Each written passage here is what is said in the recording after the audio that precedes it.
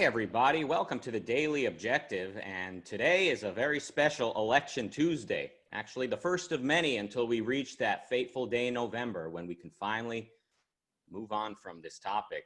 But a lot to discuss today. We have this is a star-studded, host-filled show today. We've got returning the newest of the co-hosts. This is a guy who, let me tell you. We sent our intern out to the store. We said, grab some Pepsi, some Sprite, some Pellegrino. Grab a Pellegrino. He brought back the actual Mark Pellegrino. Please welcome Mark Pellegrino. What's up? What's up? He even speaks like a tough guy from the streets. It sounds like, what's up? And we've got Nikos Sotirakopoulos. I guess you're kind of used to him, but let me tell you, people say, oh, those objectivists, oh, they just hate Trump all day. Here's a guy who actually absolutely loves Donald Trump, and it's just. Where did this come from? No, I'm just picking on you, but I mean, you're an undecided voter, other than being, un-American and unable to vote. No, I'm 100% decided that I'd never vote for the Democrats, and 99% I'd never vote for a Republican. So this 0.1% is the difference. But anyway. Mm-hmm. So, I mean, let's talk about the latest in the news. We got Alex Jones's favorite podcast to go on, Joe Rogan. Joe Rogan, either he wants to host a debate or someone wants him to host a debate between Biden and Trump tweeted out, I'll do it, or I want to do that. And of course, this immediately was trending and everybody wants it to happen. Mark, what are your thoughts about the idea? I was going to say, everybody wants it to happen. Am I the only one who doesn't care one way or the other what happens? I'm going to hear 4 hours of platitudes. And in Trump's case, a repetition after repetition after repetition of malignant narcissism. No, I mean, for me, I'm not interested in it. I guess if we need firm evidence that Biden is not in control of his faculties, then I guess we watch a 4-hour spectacle and see if he could hold his concentration long enough to actually form coherent sentences in strings of more than 5 or 6. And I don't know. People, I think, has our culture fallen so far that train wrecks like this are now the most interesting things that we could gravitate to in the political climate? I mean, do you want an honest answer or do you want the feel-good answer? I want both. Give me. Well, yes, we have. Yes, we have. I mean, look, it's like, but can you relate on some level? Like, are there some people who you just kind of you've seen their face so many times that just kind of seeing them go on a podcast is sort of alluring and intriguing, or just something like that? Go ahead. I know. I just think people are interested in the train wreck. I mean, we've heard what all of those guys have to say. We know exactly what they think and feel. We know what their parties think and feel. And what are they? Just superficial bromides. And I don't need to hear it for 4 hours to have it branded into my brain.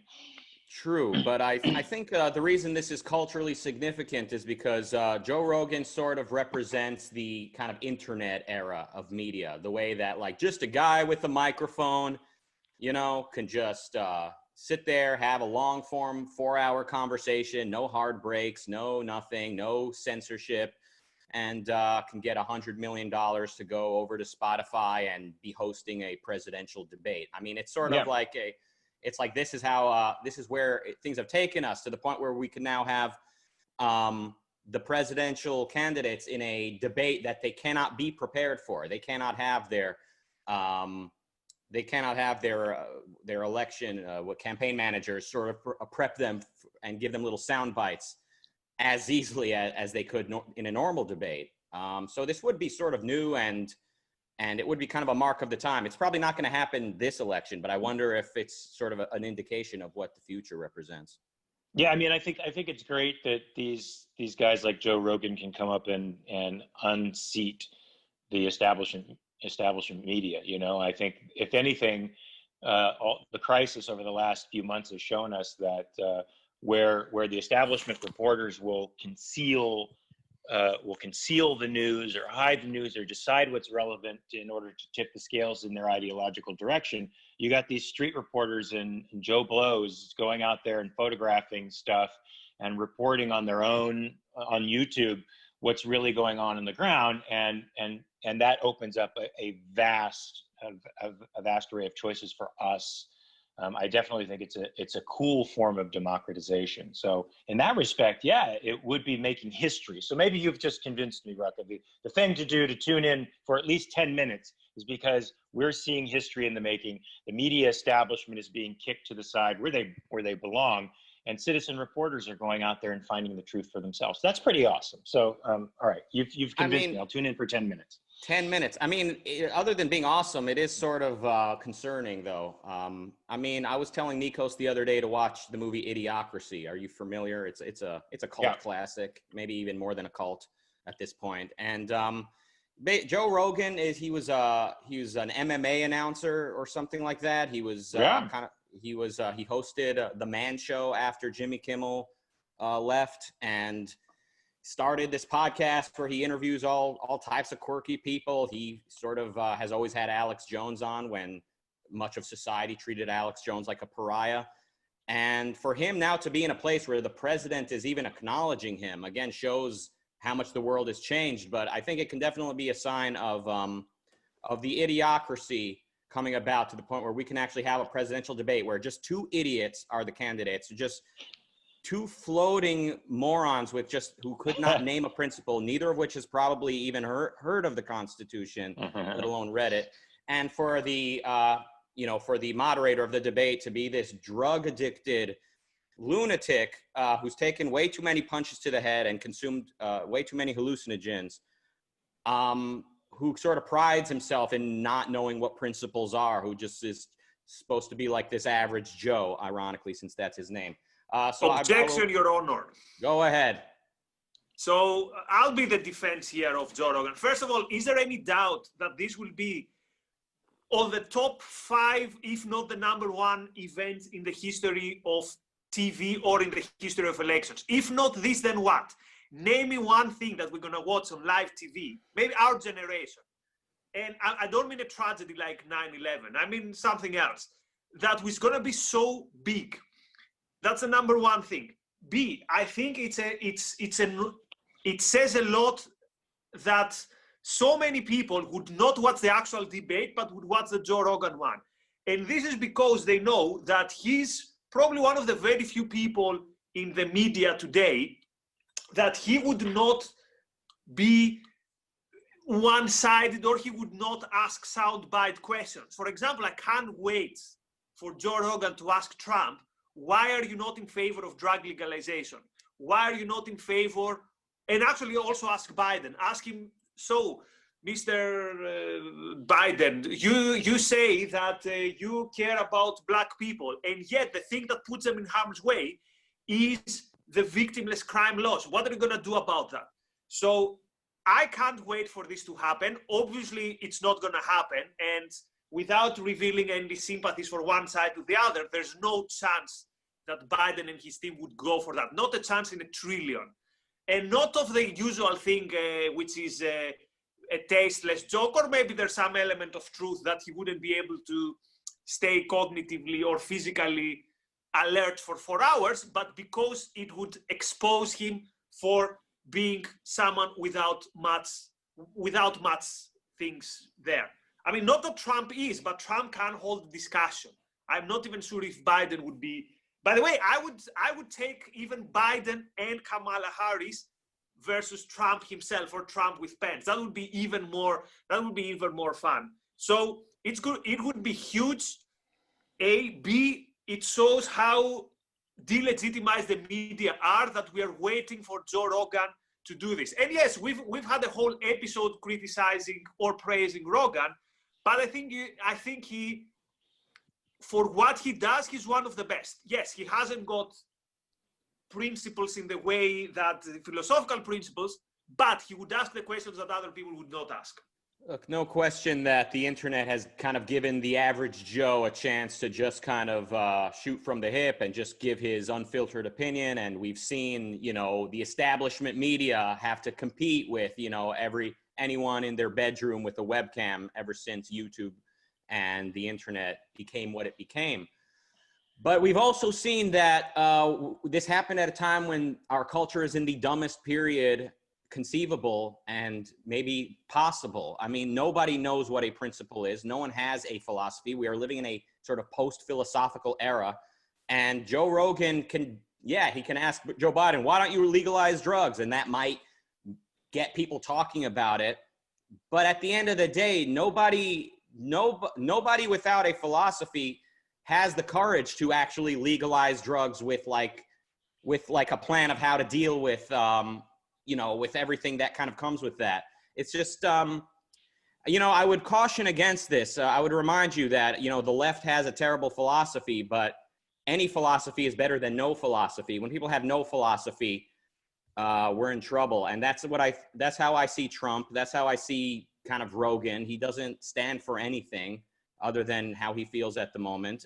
Look, I'm not like the biggest anti-Rogan guy out there. I'm just saying, people tend to glorify this alternative media era, and look how quickly it turns into conspiracy theories, and they just end up either on the far left anyway, or something equally shocking on, you know, on the other side of the aisle. So Nikos, be careful. You know, like we here in America, like we get it, but you guys have some catching up to do. Mark, what are we gonna do? Hollywood is shut down.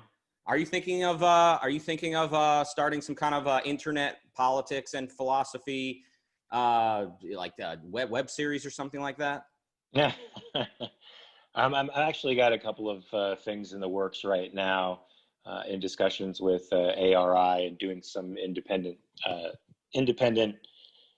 stuff that we think will whet people's appetites out there. I mean, look, you said we're in a post-philosophy era. I think we are. I think as a result, the people's minds are fractured. It's really difficult for them to maintain attention for a long time. So if you're going to get anyone interested in ideas, which requires quite a commitment of time and conscious focus, we got to do it through a medium that's gonna get them engaged as quickly as possible. So we're working on 2 to 3 minute segments where we can draw some people into the thought process. Nice. And of course, we're doing this here, obviously changing the world one mind at a time. Nikos, But listen, can I say Nikos, something go on ahead. that? Get it off your chest. You're sitting there so quiet.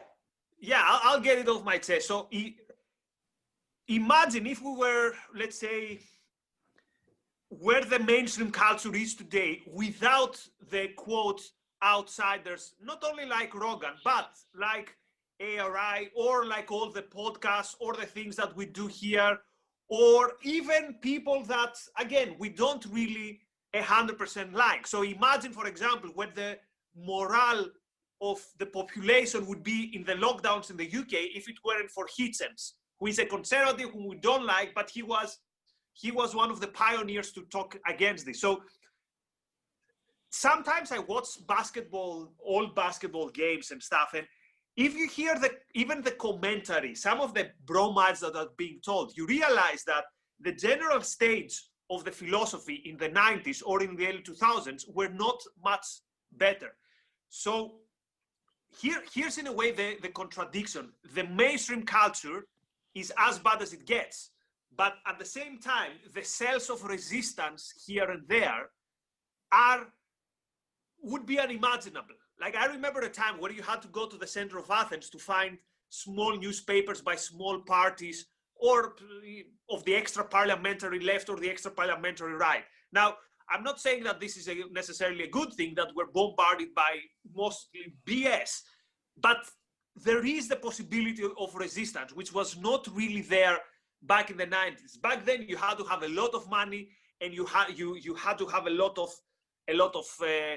capital. Let's say not only money, but somewhere to go and do that stuff. So let's be a bit more optimistic, and yeah, because at the end, we have the better ideas. So the more avenues for us for these ideas, the better it is. Mm-hmm. Now, Nikos, you said you could never support a Democrat, no matter what. Did I understand you correctly?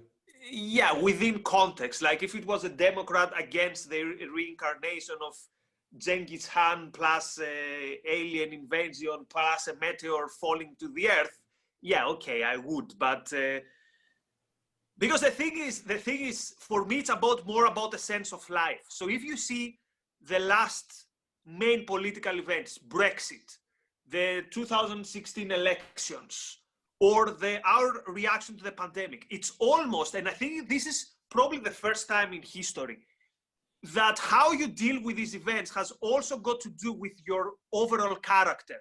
Because I was think about, for example, the Spanish Civil War, 1936. If you'd see a person, let's say working class, hard-working person, you could bet he could be on both sides. But now it's more that the political division has to do with our general overview. And I think that the sense of life of many people on the so-called right, sometimes it's easier to sift them towards away from the things that are wrong. But by the way, since we have Mark today with us, I'd be curious also to hear his take on this, because he's also he knows people. So do you get this idea, Mark, that we don't do anymore only with two ideologies, but almost with two different kinds of people in terms of what Rand would call sense of life? So in a way, someone, his or her take on one issue, and then you can predict 15 other issues. I agree 100%. I think I posted on Facebook recently. I've used Facebook as a sort of bully pulpit to beat up predominantly on the left, but occasionally I have to slap a few people on the right. But since the left determines the moral tenor of our debate, and they give us the language, and they're basically running the show.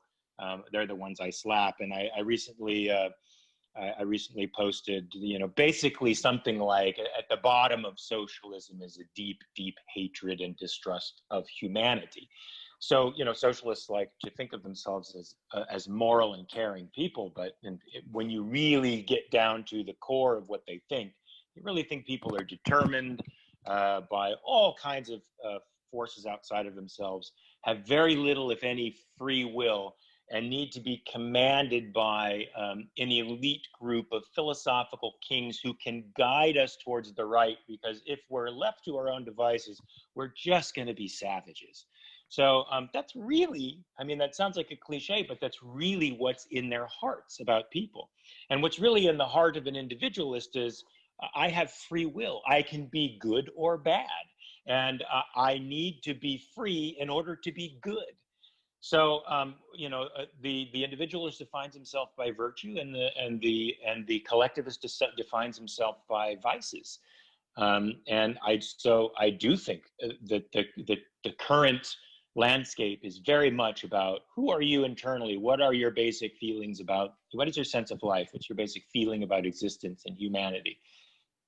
So you're right. It's clearer more today. Yeah, I don't remember this ever happening in the past historically. And you even see this, for example, quite often you read on The Guardian things like, The Guardian is like the super progressive quote, in many quotes, like the newspaper of the liberal left in the UK.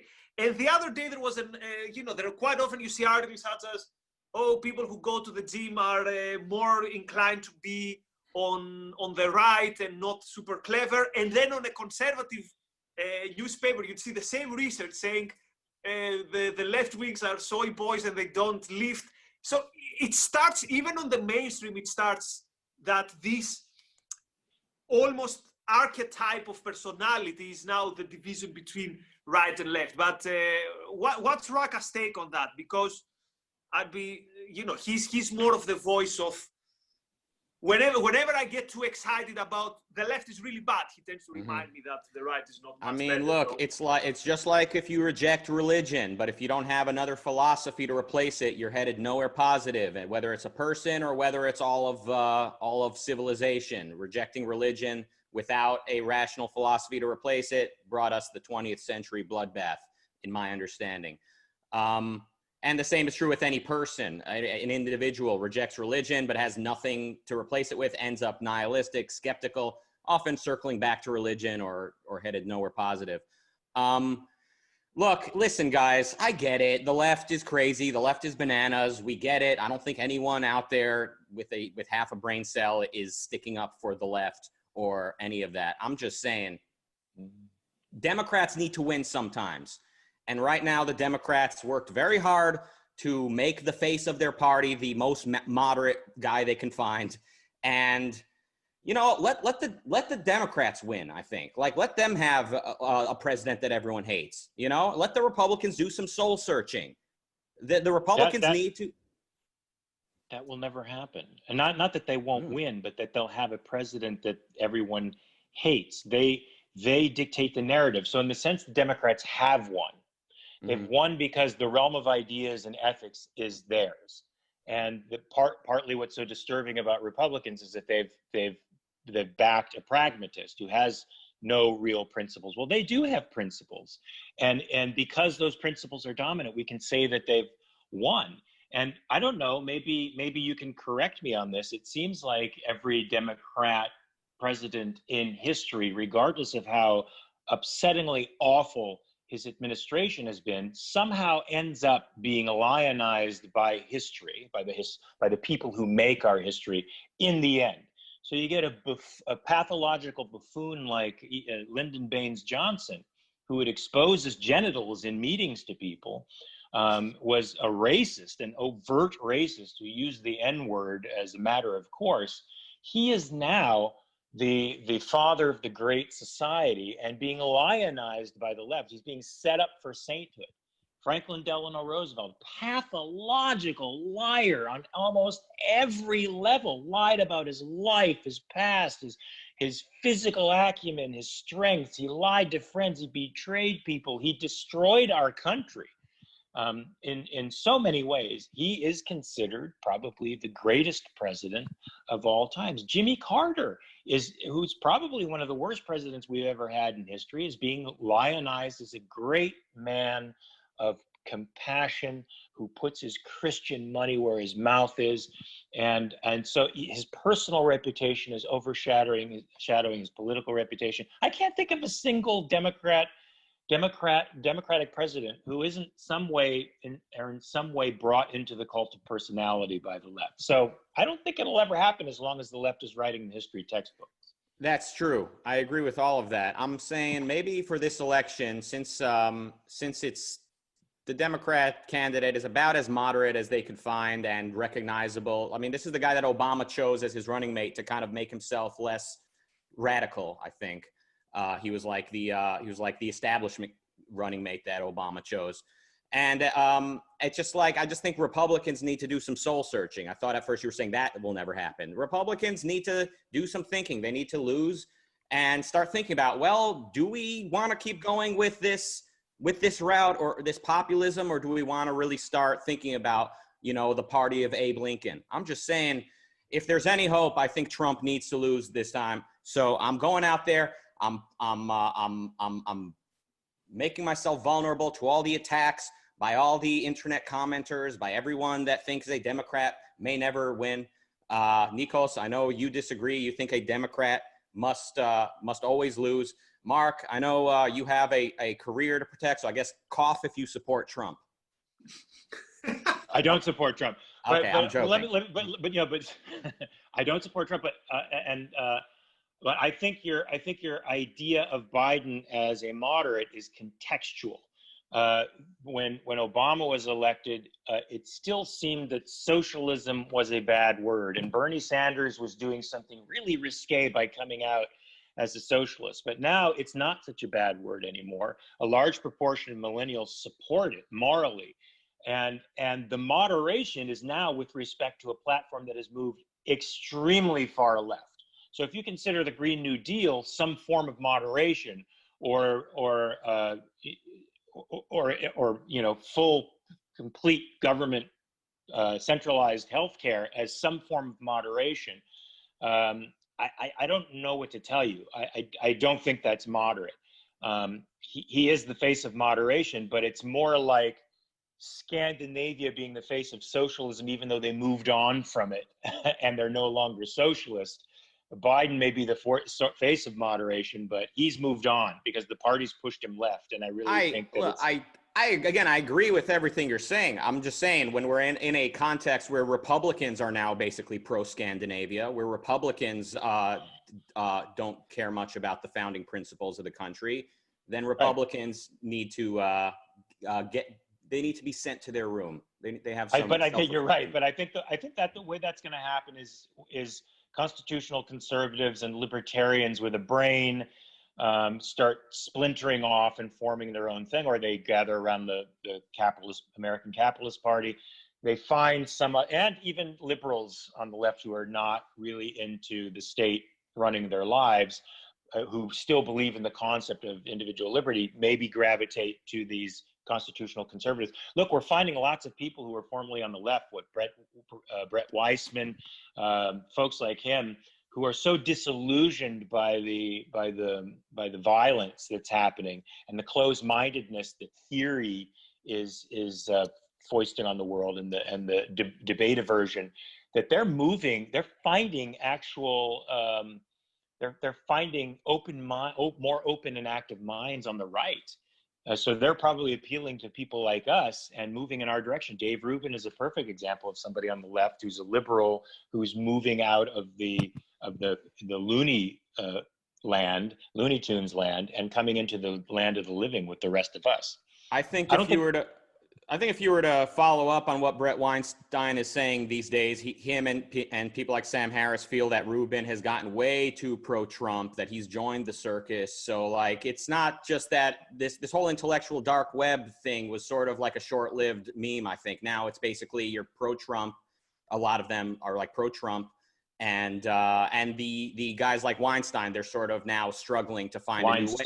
Weinstein, which is why they're looking to enter a new candidate, right? They're doing this. We're going to take a right-wing guy and a left-wing guy. They're like trying to find a new third-party type of idea. So I think the right is consuming people like our friend Rubin. I think the right is consuming a lot of these, well-meaning former leftists and sort of pushing them farther to the populist right. So we need to be conscientious of that fact. But I agree with everything you're saying. I think we're basically talking about like different aspects of the same disaster. Do we have? Know what else we need to be conscientious of? Time, the clock. Yes.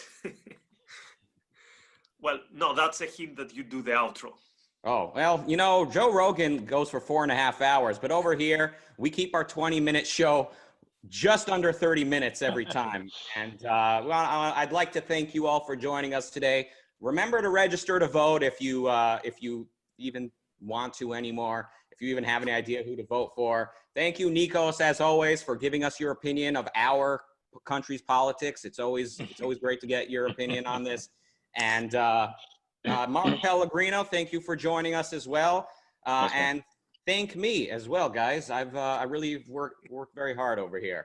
Until next time, everyone have a great night or day. Bye, everyone. Bye.